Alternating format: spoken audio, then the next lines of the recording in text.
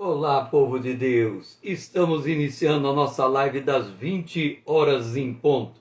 Nós estamos estudando o livro do Apocalipse, no módulo de número 9, a Igreja Cruzando os Séculos. Eu já até perdi o número em que nós estamos, mas deve ser lá pela parte 15, 16, alguma coisa assim. Nós estamos na igreja de Pérgamo. A igreja de Pérgamo vai do período 323 a 538 e nós demos uma olhada geral sobre aquele período histórico em que a igreja, como um grão de mostarda que se torna uma grande árvore, ela foi reconhecida pelo Estado. A educação do Império Romano passou a ter uma base moral vinda do cristianismo e os bispos, em muitas circunstâncias, estabeleciam uma autoridade tirânica sobre a igreja. Nós falamos que, no princípio, a igreja era perseguida e agora ela se torna a igreja institucional perseguidora. Assim como o Império Romano perseguia os grupos sociais que não estavam de acordo com sua autoridade, e também as religiões pagãs perseguiam outras religiões pagãs para obter algum tipo de supremacia na região aonde estava estabelecida. Assim, nós vamos continuar os nossos movimentos da revelação, falando sobre as falsas doutrinas no período de Pérgamo e a promessa ao vencedor. A igreja de Pérgamo, ela teve o reconhecimento pelo Estado, pavimentados pelos apologetas. E isso fez com que muitos aderiram à igreja. E quando se fala que há uma grande adesão à igreja, quando vem a multidão para a igreja, não significa necessariamente que toda a multidão vem convertida, porque a igreja ela se torna também uma posição de status social, ela se torna algo representativo na sociedade, assim como Israel saindo do Egito. A Bíblia diz que foi um misto de gente junto com eles. A igreja também carrega isso, que é aquilo que a parábola do joio e do trigo nos diz, que é o joio inserido no meio do trigo. E aí houve o início da construção das basílicas, e a doutrina de Balaão, ela passa a ter guarida dentro da igreja, que é um forte sincretismo com as religiões pagãs, levando em conta que o cristão era visto por causa do seu bom comportamento em Cristo e porque eles não praticavam as coisas próprias dos pagãos, dos povos que não conheciam a Cristo. E ali a doutrina de Balaão, ela meio que misturava aquilo que estava no mundo para dentro da igreja, tornando o cristianismo mais palatável àqueles que estavam fora da igreja, e também fazendo com que o próprio cristianismo abrisse mão do seu padrão de conduta que tinha sido criado ou sido provocado de dentro para fora, numa transformação por meio do evangelho. Balaão, ele ensinou Israel que estava livre para praticar qualquer tipo de libertinagem sem isto afetar a sua santidade. Note, Balaão havia sido contratado pelo rei Baraque para amaldiçoar Israel. Não era para subverter a ordem em Israel. E ele, naquele processo de tentar amaldiçoar Israel, ele tinha dentro dele um desejo profundo de receber a recompensa do rei. Mas ele tinha que ser fiel a Deus, e aquilo que Deus falou a ele tinha que transmitir ao rei. De forma que ele ficou ali meio que na corda bamba, percebendo que não cabia maldição contra o povo de Deus, e querendo ganhar o dinheiro que o rei tinha para lhe dar, ele concebeu uma estratégia. E essa estratégia foi de inserir prostitutas no meio do povo de Israel, provavelmente naquela época eram prostitutas cultuais, ou seja, era uma religião em que o sexo e a religião se misturavam, e mediante essa atitude ele desmontou a estatura espiritual do povo judeu, e alguns caíram nessa cilada e acabaram coabitando com essas mulheres prostitutas e na prática também da idolatria. Isto está registrado em Números capítulo 25, versículo 1. A doutrina de Balaão não só propiciou que a igreja mantivesse convivência pacífica com o mundo, como também lhe dava o direito de praticar as mesmas coisas que os filhos das trevas, sem que isso afetasse a sua pretensa santidade. Me permita lhe mostrar, e eu gostaria que você abrisse comigo em Tiago, no capítulo número 4.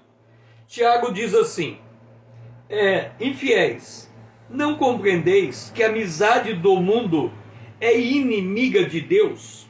Aquele, pois, que quiser ser amigo do mundo, constitui inimigo de Deus.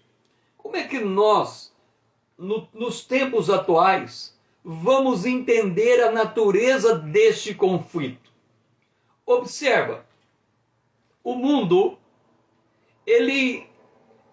como nós conhecemos, o mundo ocidental, desde esse período do Império Romano, quando os romanos inseriram nas escolas a moral como base ou fundamento da estatura de um homem, de uma família, de uma mulher, de uma criança.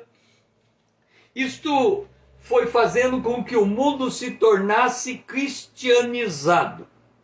Um mundo cristianizado é um mundo pacificado por natureza, porque Jesus ensinou a amar os inimigos. Agora eu quero que você entenda uma coisa. Viver a vida cristã, ela é fruto de um relacionamento íntimo com Deus. Você ouve a palavra de Deus, crê na palavra de Deus, confessa esta palavra e essa palavra transforma o seu comportamento. Isso é para quem tem a experiência genuína com Deus. Esta pessoa, ela se torna aquilo que Jesus chama de pacificador. Ela pacifica a sociedade. E isso vai enraizando na sociedade de tal forma que o comportamento atribuído a um cristão, observa bem, o comportamento atribuído ao cristão, ele se torna um comportamento ensinável e adequado. Ora, quando você tem uma sociedade que procura viver de forma pacífica, gerar a sua riqueza, construir o seu futuro, o tempo de paz é o tempo mais adequado para isto. E assim se estabeleceu a sociedade ocidental firmada nas leis divinas. Agora, entenda uma coisa, e aqui vem para muitos o conceito da hipocrisia. O que é o conceito da hipocrisia? É a gente dizer cristão, aparentemente ter toda a conduta de um cristão, mas fora dos olhos dos povos, da gente, daqueles que estão em volta de nós, nós abrimos exceções a este comportamento, ou seja, a uma vida dupla.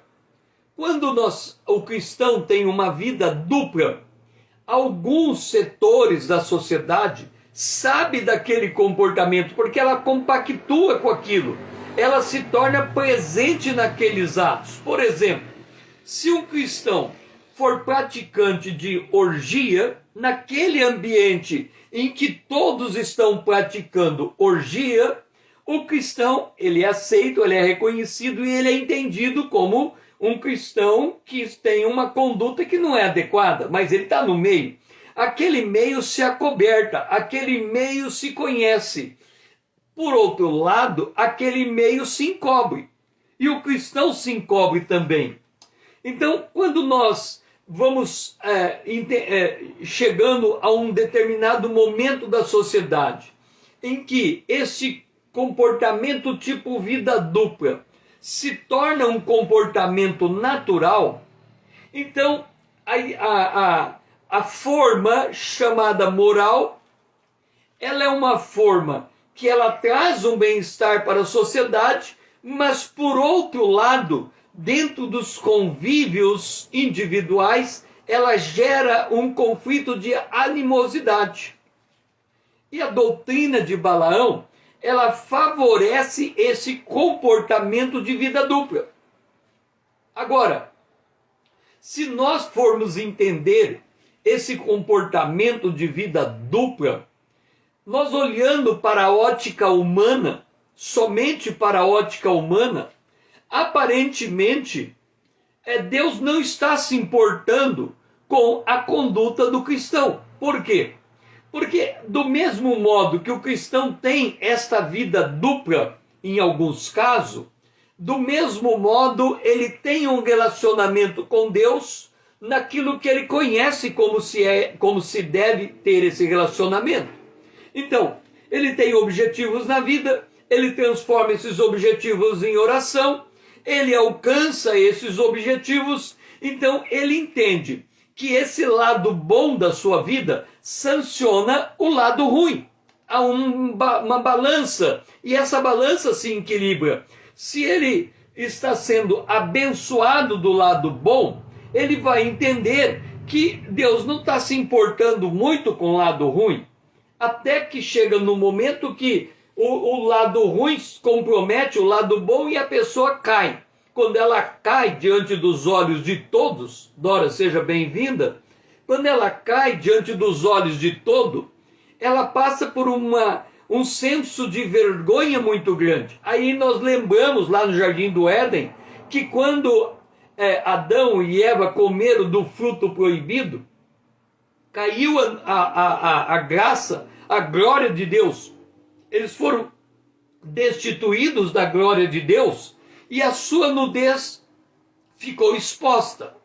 Então, do ponto de vista espiritual, quando a nudez é exposta, Deus está trabalhando para trazer o indivíduo à conversão.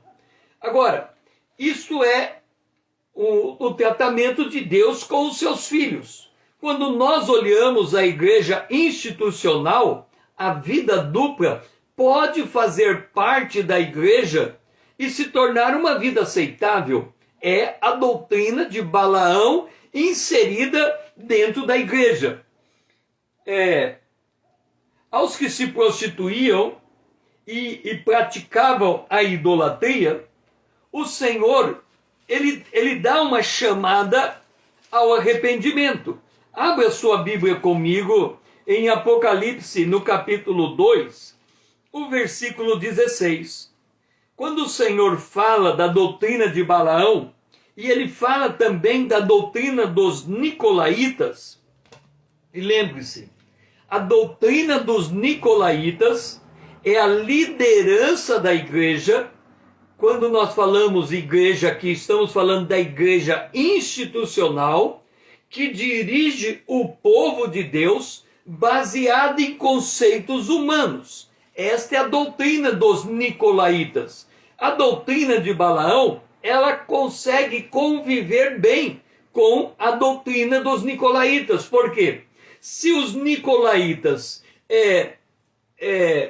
dirigem a obra de Deus do jeito que eles acham que deve ser dirigida, eles também vão pactuar com erros, porque eles já estão errados na maneira de conduzir o rebanho de Deus. É por isso que nós vimos que havia nesta época bispos extremamente autoritários que utilizavam sanções religiosas, sanções civis e sanções militares contra aqueles que não compactuavam com as suas atitudes. Por outro lado, ou seja, neste ambiente de falsa doutrina, o Senhor vem, portanto, arrepende-te e se não, venho a ti sem demora. E aqui é aquela vírgula, porque Jesus disse, eu venho a ti sem demora, e contra eles pelejarei com a espada da minha boca. Vamos entender a palavra do Senhor ao arrependimento, focado no arrebatamento da igreja. Quando ele diz, eu virei sem demora, nós estamos falando da igreja de Tiatira no ano 538, de 323 a 538. Nesse período Jesus não veio, porque ele não veio até agora, ele não veio naquele período. Agora, tem duas maneiras de Jesus chegar na vida de um cristão. Vamos colocar três maneiras. Ele está chamando ao arrependimento, mas vamos considerar duas se não acontecer o arrependimento. A primeira, ele vem em vida. Como que a gente fala que ele vem em vida? Quando nós estamos na ceia do Senhor e lemos 1 Coríntios no capítulo 11, daqueles que participam da ceia indignamente, é dito, muitos estão fracos e muitos estão enfermos. Ora, o que nós depreendemos disso? Que o cristão que fica fraco e que fica enfermo por conta do seu comportamento, porque ele pode ficar fraco e enfermo e ser um bom cristão. Nós estamos dizendo, por conta do seu comportamento, ele fica fraco e enfermo. O Senhor está tratando com ele, para ele se arrepender. Jesus disse a Pedro, Satanás pediu para te cirandar. Eu roguei ao Pai para que você permaneça, não perca a fé. Mas quando você se converter, confirma teus irmãos. Então, esse fraco e esse enfermo é uma maneira de ser tratado. Satanás está cirandando o indivíduo e Deus está chamando ele à conversão, mas não lhe tira a fé. Por isso ele diz, eu venho a vocês sem demora. Ele está tratando com os filhos dele. A segunda maneira que ele vem sem demora, para esse caso, e nós estamos olhando a igreja de Pérgamo lá atrás, é pela morte. Ou seja, ele antecipa a morte. Em que maneira? Lá em 1 Coríntios, capítulo 11, diz, fracos, enfermos e dormem. Então esses que dormem também estão sendo tratados por Deus de alguma maneira. Como se dá esse tratamento a cada caso individual? Lembra, é Deus tratando com seus filhos. Por outro lado, existe o joio no meio do trigo. A lide de Jesus com o joio é completamente diferente da lide dele com o trigo. O trigo dele é Hebreus capítulo 12, qual o pai que não corrige ao filho que ama. Se esse filho não for corrigido, ele é bastardo. Mas quando ele vai tratar com joio, ele não vai tratar como quem trata com filhos. Ele vai tratar como quem peleja com a espada de sua boca. Então é diferente. E quando vier o arrebatamento, por isso nós estamos esticando a igreja de Pérgamo para todos os períodos da história, quando chega no arrebatamento vai acontecer a mesma coisa. Aos filhos, ele diz, eu venho a vocês sem demora. E há um arrebatamento. Mas ao joio, ele dizia, eu vou pelejar com vocês com a palavra da minha boca. No capítulo 19, Jesus vem com os seus santos, que é a igreja ressurreta e arrebatada, ele vem com a espada em sua boca, pelejando contra a igreja ímpia, contra a besta, o falso profeta, que ficarem também o grande dragão.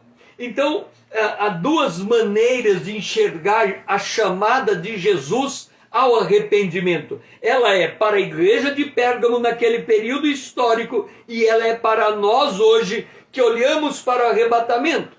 E agora, você sabe, e eu sei, a gente sabe disso, que uma das grandes críticas que se tem hoje para com a igreja, e eu vou colocar aqui a igreja institucionalizada, é a sua similaridade com o comportamento daqueles que estão em volta deles.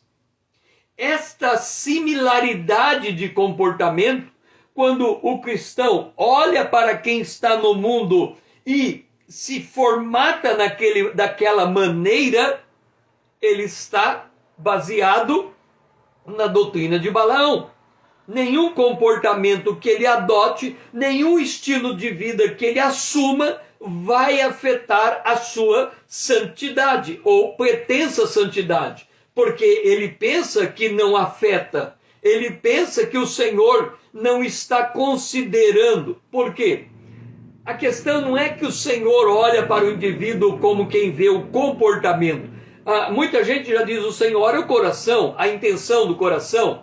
Quer dizer, o comportamento externo não reflete necessariamente a intenção do coração. Sim e não. Aí cada caso é um caso. Mas do ponto de vista grosso da coisa, certos comportamentos nunca serão aceitáveis. Por exemplo, alguém praticar a corrupção e se dizer cristão. São dois comportamentos antagônicos. Alguém praticar a prostituição e se dizer cristão, comportamentos antagônicos.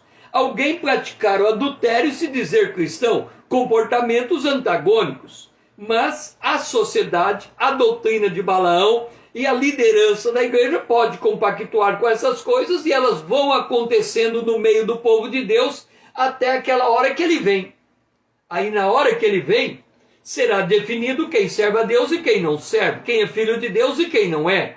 E aí o drama é grande. Por quê? Porque quem é trigo pensando que é cristão, naquela hora vai se descobrir que foi enganado. E aí como fica essa circunstância? Dentre as falsas doutrinas que havia na época, se destaca o arianismo. Ele cria que Cristo foi criado por Deus da mesma forma que todas as criaturas. Aqui ele pega lá em Provérbios que a sabedoria diz que ela foi criada, ela foi gerada. E aí a pessoa concebe que Jesus, ele foi gerado da mesma maneira, criado da mesma maneira que o ser humano. Deus o Pai, ou Deus, antes de ser Pai, ele estava sozinho lá na eternidade passada. Nós estamos falando de um período de tempo antes da criação dos céus e da terra. Ele, se vendo só, ele resolve criar o seu filho de forma distinta de quem ele é. Essa é a doutrina do arianismo. Ora, Jesus, ele foi eternamente gerado. Significa, ele nunca teve um momento em que ele não existiu. Ele coexiste com Deus Pai eternamente na eternidade passada, seja lá como a gente consegue entender isso. E eles existem, eles não têm um princípio. Nunca houve um tempo que não houve o Pai, o Filho e o Espírito Santo. E por isso, e como o Filho é filho do Pai, se diz, ele é eternamente gerado. Como é que ele é eternamente gerado? É como se o Pai expirasse, ele dizendo, amo, e o Filho lá do outro lado recebe, e eu amo também, e o Espírito Santo fizesse esse mover eterno. Então o Pai está como se ele tivesse continuamente gerando o Filho, e o Filho respondendo continuamente ao amor do Pai, e o Espírito Santo fazendo esse balanço de amor de um lado para o outro, numa situação que eternamente ela se deu dessa maneira. Vanessa, seja bem-vinda, muito bom ter você aqui. Nós estamos falando sobre as falsas doutrinas, o arianismo. Ário era presbítero em Alexandria. Em um primeiro momento, o imperador Constantino II exilou Ário como herege. Depois, por pressão, ele voltou a restituir Ário na posição original. Vamos entender como funcionam as coisas. Por isso que nós precisamos conhecer a palavra de Deus, manejar a palavra de Deus, estar atento a esta palavra. Observa, o Ário era um presbítero em Alexandria. O apóstolo Paulo, ele fala que Satanás, ele é como um anjo de luz. Ele foi um anjo de luz. Então ele se apresenta como anjo de luz. E ele faz os seus ministros como ministros da justiça. Talvez, se você fosse membro da igreja de Pérgamo, e você estivesse sentado no banco ouvindo alguém pregar e depois Ário pregar, talvez grande parte das mensagens de Ário seria recebida por você como mensagem da palavra de Deus. Porque quando se está no púlpito, não se discute doutrina. Geralmente, quando se está no púlpito, os pastores pregam mensagens devocionais, mensagem que levanta o ânimo das pessoas e ajudam elas a caminhar. Então, a pessoa que ouve o pastor pregando, ela não necessariamente conhece a doutrina daquele pastor, até que lhe pergunte. Quando a doutrina do pastor vem à tona, aí a doutrina do pastor passa a ser julgada. Por exemplo, aqui no Brasil, na época em que eu fiz o seminário teológico, lá da década de 80, eu ouvia muito, dentro da igreja em que eu era membro, eu ouvia muito os comentários, os rumores, de que os pastores da região fizeram um concílio para considerar um determinado pastor como não estando em conformidade com a doutrina daquela igreja, muitas vezes sendo obrigado a ser excluído do rol de pastores daquela igreja. Por quê? Porque a falsa doutrina, em algum momento, ela se manifesta, ela se caracteriza. E ali, Ário, quando a doutrina dele foi caracterizada como uma falsa doutrina, o concílio que foi chamado pelo imperador Constantino, entenda, olha como a igreja se misturava com o Estado naquela época. Imagina muitas igrejas reclamando de Ário. E aí, num dado momento, os bispos daquelas igrejas vão até o imperador e diz assim: imperador, nós temos um presbítero dentro da nossa igreja que está praticando uma falsa doutrina e precisamos fazer um concílio para consideração e, se for o caso, expulsão deste presbítero. E assim, o Constantino, o imperador, ele assinava um edito, a igreja se reunia, a igreja determinava que aquele indivíduo tinha que ser excluído e ela passava a comissão ao imperador. Por que era desta maneira? Porque o poder era centralizado no imperador. O culto estava livre. E o culto estando livre, significa que o culto estava debaixo da autoridade do imperador. Veja que contradição. Olha, por exemplo, nós temos agora uma pandemia. Antes da pandemia, como é que o comércio funcionava? O comércio, para estabelecer no lugar, ele vai à prefeitura e obtém um alvará de funcionamento. E ele está autorizado a trabalhar naquele lugar. Aonde na nossa cabeça nós íamos imaginar que um dia a prefeitura iria tirar o alvará de funcionamento do comércio porque ele não está atendendo normas de saúde? E tira. Ora, então a liberdade dele está submetida à vontade do Estado. Então, quando o Estado diz a igreja é livre, o Estado também pode dizer a igreja está submetida à autoridade do Estado. E foi o que aconteceu ali. Constantino exila, trata Ário como um herege e manda ele embora. Agora, o poder político, ele também está submetido à pressão. ele também depende de outros indivíduos. E esses grupos políticos que estão favoráveis a Ário, que estavam favoráveis a Ário, trazem Ário de volta. E diz assim para o Constantino: olha, ou você traz eles de volta, ou você não vai ter as suas leis aprovadas contento, alguma coisa desse tipo. E aí o imperador traz Ário de volta. E Ário volta à sua posição. Aquele presbítero que ele formou o concílio contra Ário morreu. Um outro se levantou a favor daquele outro que morreu contra Ário. E aí Ário se levanta contra esse e tira ele também. E aí Ário passa a dominar a religião daquele lugar. O que nós temos? Um falso pastor, um falso profeta, alguém que insere no corpo de Cristo uma falsa doutrina.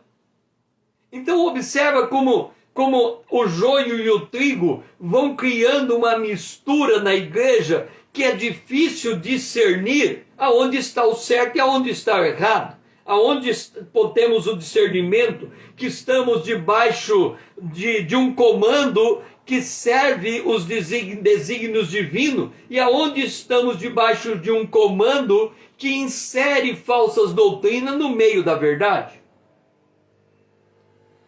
Contestação de João a respeito dessa falsa doutrina que Jesus ele foi criado. João escreve em João capítulo 1, verso 1: no princípio era o verbo estava com Deus, e o verbo era Deus. Duas pessoas distintas, mas iguais na substância. Duas pessoas com personalidades distintas, mas iguais na substância. O verbo é Deus, o Pai é Deus, e não há conflito, não há nenhuma diferença, distinção entre a divindade de ambos. Outra falsa doutrina foi o donatismo.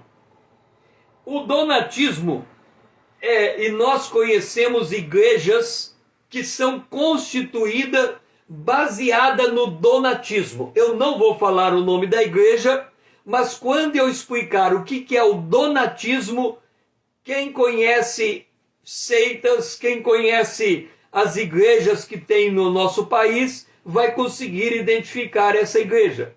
Donatismo. A igreja não devia perdoar e nem admitir pecadores, tornando inválido o batismo. Esta igreja era a única e verdadeira igreja. Note agora essa situação. Esta igreja entende que todo aquele que recebe Jesus como Salvador, ele se torna santo. Se ele se torna santo, todas as atitudes que ele tem que refletir esta santidade.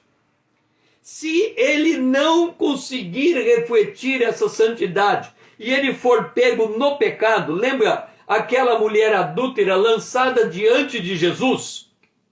O donatismo diria o seguinte: como esta mulher foi pega em flagrante adultério, não há perdão para o pecado dela. Ela está excluída do rol de membros desta igreja. E não tem chance de voltar de novo. Agora note o seguinte.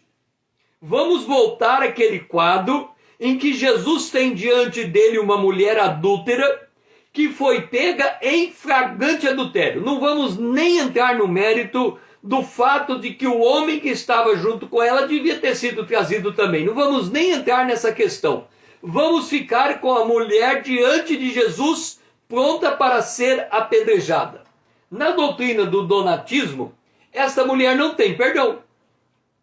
Se ela não tem perdão, e se ela não pode voltar a congregar, ela cometeu o pecado da blasfêmia contra o Espírito Santo, porque o único pecado que se lê com algum entendimento que não há perdão para ele no Evangelho é o pecado da blasfêmia contra o Espírito Santo. Então esta igreja, ela chega à seguinte conclusão: você pecou? Pecou. Então você cometeu o pecado contra o Espírito Santo, você está excluído do rol de membros dessa igreja. Quando você encontra uma igreja com esta característica, você vai observar um detalhe curioso. A igreja, em relação àqueles que estão entrando e convivendo dentro dessa igreja, eles são uma bênção. Você vê a maneira quase que padronizada do comportamento de todos eles. Eles têm o mesmo corte de cabelo, eles vão ter uma mesma tipo de vestimenta, as mulheres têm o mesmo tipo de roupa. Há uma conformidade, porque aquela conformidade é a garantia que ninguém está cometendo um pecado contra aquela congregação. Agora, esta igreja você tem que olhar não pela porta de entrada, você olha pela porta de saída. Olha o que acontece com aqueles que são excluídos. Eles entram numa espiral decadente terrível. Por quê? Porque é declarado a eles que eles cometeram o pecado contra o Espírito Santo. Significa que fora da igreja, eles não podem nem voltar para a congregação e nem se voltar para Deus, porque foi cortado na cabeça deles este contato. Então você veja como a doutrina do donatismo é uma doutrina terrivelmente, pode-se declarar, maligna. Donato da casa Nigra, bispo de Numídia e posteriormente de Cartago. Essa doutrina iniciou no século IV e foi extinta aqui no final do século VII. Mas ela vai aparecer em outras comunidades, por isso se diz que essas comunidades acabam sendo caracterizadas como seitas, porque adotam uma doutrina que ela não tem sustentação no corpo de doutrinas da palavra de Deus. Uma terceira doutrina que se levantou na igreja de Pérgamo era a doutrina do nestorianismo. E o nestorianismo, ele enfatizou a desunião entre a natureza humana e a divindade de Jesus. Então Jesus era divino enquanto era o verbo. Quando ele se fez homem e tornou verdadeiramente homem. Mas Jesus, na sua natureza, é assim. Ele é homem, verdadeiramente homem, e ele é Deus, verdadeiramente Deus, mas da mesma maneira que a água e o óleo. Uma coisa não se mistura na outra. Então Jesus era homem sem poder ser Deus, e era Deus sem poder ser homem. Então, é até complicado explicar esse nível de separação. Mas esse nível de separação vem muito a favor da doutrina de Balaão. Porque na doutrina de Balaão é colocado que você é perfeito no teu espírito e é corrupto no teu corpo. Então você você nunca vai conseguir transmitir a santidade do teu espírito ao teu corpo. Desta maneira, se você vive em pecado, o pecado do corpo nunca vai afetar o teu espírito. Então você está dentro da doutrina de Balaão, onde você pode praticar a idolatria e a prostituição e continuar cultuando a Deus sem que haja incompatibilidade destas naturezas. Então esta é a doutrina. Também tem a doutrina do miafisismo. A doutrina da miafisismo, na pessoa una de Jesus Cristo, a divindade e a humanidade estão unidas de uma única, sem nenhuma separação. Agora fica complicado, né? Porque na outra havia uma separação e nessa não há separação. O fato é que nós nunca podemos nos esquecer que quando Deus cria o homem, ele cria o homem à imagem e semelhança dele. E quando vem Jesus, ele é a expressa imagem de Deus. E Jesus, ele veio, nasceu sem pecado, viveu sem pecado. Então ele é, na sua integridade, verdadeiramente homem. Mas por ele ser verdadeiramente homem, ele pôde fazer com que ele pudesse ser também verdadeiramente Deus.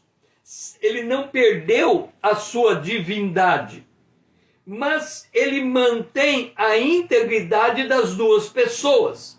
No entanto, assim como entre o pai e o filho, que são pessoas distintas, agem de formas distintas, eles têm uma mesma natureza, o filho, como homem, age de forma distinta do filho como Deus. Mas eles não têm nenhuma contraposição nas suas atitudes. Não há nenhuma discrepância nas suas atitudes. Jesus vai agir como verdadeiramente homem na consciência da sua divindade. E ele vai agir na verdadeira divindade na consciência da sua humanidade em um mesmo nível. Então, eles não são uma fusão de natureza, mas eles são coexistentes nas suas naturezas. E aí vem a palavra ao vencedor. Aonde abundou o pecado, superabundou a graça. E nós tivemos dentro da igreja de Pérgamo Antipas, que lutou pela fé mesmo diante da morte e não negou o nome do Senhor. Aqui é um chamamento para nós, em todo momento do nosso caminhar com Deus. Nós somos chamados a ser fiéis ao Senhor, como Antipas foi. Aqui diz acerca de Antipas, ele diz: nos dias de Antipas, minha testemunha, meu fiel, o qual foi morto. Portanto, ele foi morto por causa do testemunho. Paulo, ele declara isto de certa maneira: todo aquele que quiser viver piamente padecerá perseguição. A perseguição é inerente à vida cristã. Por que ela é inerente à vida cristã? Porque o mundo jaz no maligno, nós estamos na luz, porque temos o Espírito Santo. A luz não convive com as trevas. Então vai chegar num determinado momento em que o cristão vai dizer: até aqui eu vou, além disso não vou. Tudo me é lícito, mas nem tudo me convém. E para você entender a situação do vencedor e de Antipas, deixe-me colocar da seguinte maneira. Mas aqui, para você entender isso, eu tenho que expor com muito cuidado. Por quê? A bebida alcoólica, o álcool, a cerveja, por exemplo, você não tem nem no Antigo Testamento e nem no Novo Testamento nenhuma palavra que impeça o indivíduo beber uma cerveja. Não tem. No Antigo Testamento se bebia a bebida forte, deveria ser bebido com moderação. No Novo Testamento também tem a bebida e deve ser bebida com moderação. Ok. No entanto, por causa da fraqueza de muitas pessoas, mesmo aqueles que bebem socialmente, eles convivem com pessoas que são alcoólatras por natureza. Ou seja, esses alcoólatras não conseguem colocar uma restrição ao limite do álcool. Então você tem no mesmo ambiente uma pessoa bebendo socialmente e uma pessoa que, depois que sai daquele convívio social, continua bebendo porque ele é dominado pelo álcool. Por conta disso, ficou estabelecido em muitas igrejas que o cristão não deve beber. ele entra naquilo que Paulo diz: eu posso qualquer coisa, mas nem tudo me convém. Então ele não bebe, porque ele não precisa daquilo. Mas não é isso que eu quero chamar a sua atenção. No Antigo Testamento, a bebida alcoólica, a bebida forte, era dada com um objetivo. Ela era dada para alegrar o coração, aformosear o rosto. Ou seja, depois de uma vitória, depois de uma batalha, se bebia e se ficava alegre. Esse era o objetivo da bebida no Antigo Testamento. Beber para ficar alegre, para tornar a vida mais leve. Ok. No Novo Testamento, diferente do Antigo Testamento, o Espírito Santo foi derramado sobre nós.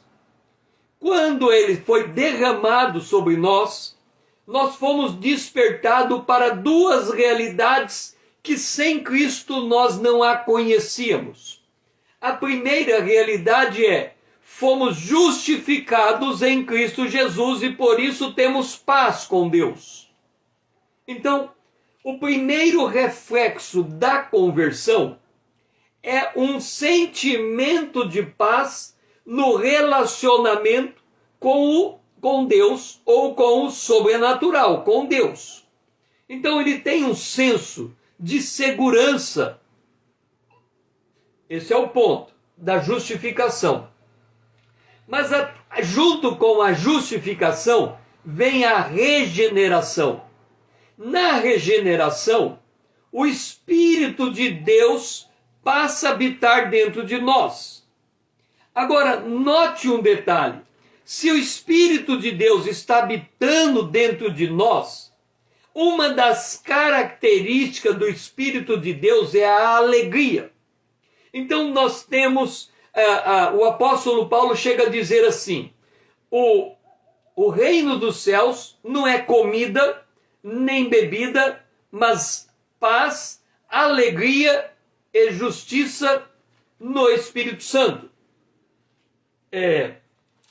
Deixe-me pegar a afirmação para eu não falar ela com erro. O reino dos céus, aqui, Romanos, vamos ver, capítulo 14, devia ser no 14, né?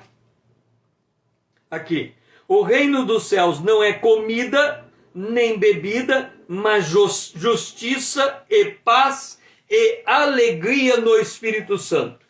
Ou seja, quando eu me converto, quando você se converte, 3 estados de espírito deveria estar pairando sobre nós. Primeiro, justiça.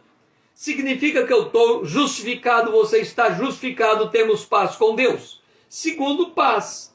E o terceiro, alegria. Lembra que eu disse para você que a alegria no Antigo Testamento, para se tornar alegre, se usava a bebida forte, porque não havia o Espírito Santo derramado. No Novo Testamento temos o Espírito Santo derramado. Aí vem a pergunta: por que eu precisaria beber se eu já tenho paz e alegria comigo? Então, torna um contrassenso, não faz sentido nenhum. Por quê? Eu não bebo porque eu não quero beber. Eu não bebo porque a bebida me traz alegria. Aline, seja bem-vinda. Então, tudo isso eu falei para mostrar uma coisa a você a respeito de Antipas, a testemunha fiel. Vamos agora mudar o cenário. Você assumiu para a sua vida que você não vai beber bebida alcoólica, porque você é feliz, tem paz e é justificado em Cristo Jesus. Então você não bebe, ok? Olha só agora o que vai acontecer. Vamos supor que você senta numa mesa com todo mundo bebendo cerveja. Aí você diz assim: para eu não causar um mal-estar entre todos, eu vou beber o Guaraná. Porque o Guaraná, na cor, é igual à cerveja. Então você não quer incomodar ninguém. Você está com o seu Guaraná e todos estão bebendo cerveja na cor, tudo é igual. Agora, olha como funciona o testemunho cristão. Jesus fala disso em João capítulo 3, quando ele vai explicar a Nicodemos acerca do novo nascimento. E ele diz assim: as trevas, ela se afasta da luz e ela rejeita a luz. Então vamos de novo sentar no bar, eu bebendo Guaraná, duas pessoas bebendo cerveja.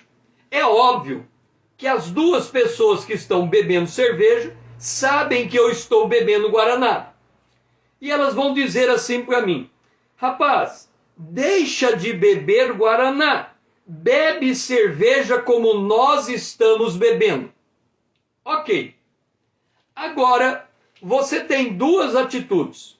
Você pode continuar bebendo Guaraná, ou você bebe a cerveja que eles estão oferecendo. Do ponto de vista da Bíblia, não vai fazer diferença, porque eu posso tudo, nem tudo me convém, mas você pode beber a cerveja, e nós temos exemplo na Bíblia de pessoas que bebem bebida alcoólatra. Quando Paulo fala para separar o diácono, ele fala para separar aquele não muito dado à bebida. Então ele bebe. Mas não é isso que eu estou falando. Eu estou dizendo que você tomou a decisão que não vai beber, e eu quero que você entenda a dinâmica. Então você diz assim: eu não vou beber a cerveja porque eu não gosto de beber cerveja. Eu vou beber o Guaraná e você vai beber. Por que que eles querem que você beba cerveja e não Guaraná? Porque no íntimo deles, eles sabem que a cerveja tem poder de levar para o alcoolismo. O Guaraná não. Se você está bebendo Guaraná e ele cerveja, você está condenando pela sua bebida a bebida dele. Então ele não consegue ficar alegre porque ele está vendo o seu Guaraná e ele está sendo condenado pela sua bebida. Aí ele fala o seguinte: não, vamos trocar. Você tira o Guaraná e bebe cerveja. Ok, eu vou beber agora cerveja. E eles continuam bebendo cerveja. Agora, minha bebida não cria juízo de valor contra a bebida deles. Percebe? É por isto que o cristão, ele é atacado por um bom comportamento e atacado porque não tem um mau comportamento. Porque a luz coloca em evidência as trevas, e ali causa um conflito. E por causa desse conflito, se o cristão não entende a natureza do conflito, ele cai. O que é cair nesse caso? Nesse caso, ele, tudo bem, vou beber cerveja, não faz diferença nenhuma. Só que naquele momento, a consciência deles parou de acusá-los. Nesse caso, ele também não vai acusar você. Só que aí a Bíblia diz: se o sal for insípido, não serve para Deus e nem para os homens. Quer dizer, naquele momento que você abriu mão do seu testemunho, você deixou de dar testemunho de Jesus. Percebe a importância de Antipas no seio da igreja? Percebe a importância de você ter um tipo de fé que define a tua atitude a partir da sua fé? Porque num dado momento Paulo vai dizer assim: tudo aquilo que não procede da fé é pecado. Significa, todas as nossas atitudes, elas têm que passar pelo crivo da palavra de Deus. Nós temos que ser transformados pelo poder da palavra de Deus. Eu usei aqui o exemplo da bebida, mas eu poderia usar o exemplo da prostituição. Se você entra numa roda de amigos e todos ali vão sair para a prática da prostituição, eles querem que você vá junto com eles. Se você não for, eles vão dizer: como não? Vem conosco. Por quê? Eu ficando e eles indo, a minha atitude contrapõe a atitude deles e condena aquela atitude. Então eles vão fazer todo o esforço possível para que eu vá junto. Agora, se eu ceder e for junto, o que vai acontecer? Quando voltarmos, ele vai dizer assim para mim: ah, você era crente, foi lá junto conosco, que tipo de crente é você? Observa, ou a pessoa dá o testemunho, ou ela perde o testemunho. Se ela perde o testemunho, ela não serve nem para Deus e nem para os homens. Quer dizer, no momento que vai todo mundo junto, inclusive você vai à prostituição, todo mundo se diverte. Mas quando volta, eles passam a te acusar. Ué, o teu comportamento, se você é cristão, você não podia lá estar conosco. Quer dizer, eles estão naquilo que o apóstolo Paulo chama de que a consciência acusa o certo e o errado, que é a marca da lei de Deus dentro do coração do homem. Então eu quero que você entenda que quando Jesus fala aqui acerca de Antipas, ele diz assim: tenho todavia contra ti, aliás, antes, conheço o lugar em que habitas, onde está o trono de Satanás, e que conservas o meu nome e não negaste a minha fé, ainda nos dias de Antipas, a minha fiel testemunha, a minha fiel e a minha testemunha, o meu fiel, o qual foi morto. O que é que Jesus está dizendo? Ele está dizendo que a nossa obrigação é conservar o nome de Jesus e não negar a fé de Jesus. Ele fala aqui, não negar a minha fé. Deixe-me explicar aqui. Observe um detalhe. Aqui está você, aqui está Jesus. Ok? Jesus disse assim: a minha fé. E ele diz assim: você precisa ter a fé que Jesus teve. E aqui nós precisamos explicar o conceito de fé. Fé nada mais é do que exteriorizar a nossa identidade cristã. De novo, a fé nada mais é que exteriorizar a nossa identidade anterior. A fé é a certeza das coisas que não se veem e convicção nas coisas que se espera. O que eu estou vendo? Deus. O que eu espero? A vida eterna. Ok, se eu estou vendo Deus e Deus é santo, eu vou viver em santidade, implantando em mim a natureza divina.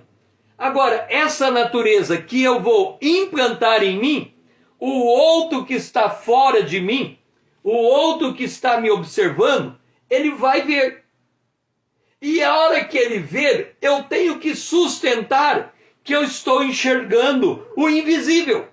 Ele vai dizer assim: César, por que você não bebe? Eu estou dando o meu exemplo, o meu testemunho pessoal. E aí eu digo assim: eu não bebo porque um dos objetivos da bebida é dar alegria. E a minha alegria vem do Espírito Santo. A minha alegria é permanente. A bebida alcoólica nada acrescenta à minha vida individual. Por isso eu não bebo. Então note uma coisa. Eu estou dando um testemunho, não é que eu sou contra o ato de beber. É que eu não preciso da bebida para mudar o meu estado de ânimo. O meu estado de ânimo não vai ser alterado por uma festa, como ele não vai ser alterado por uma perseguição, como ele não vai ser alterado por uma tribulação.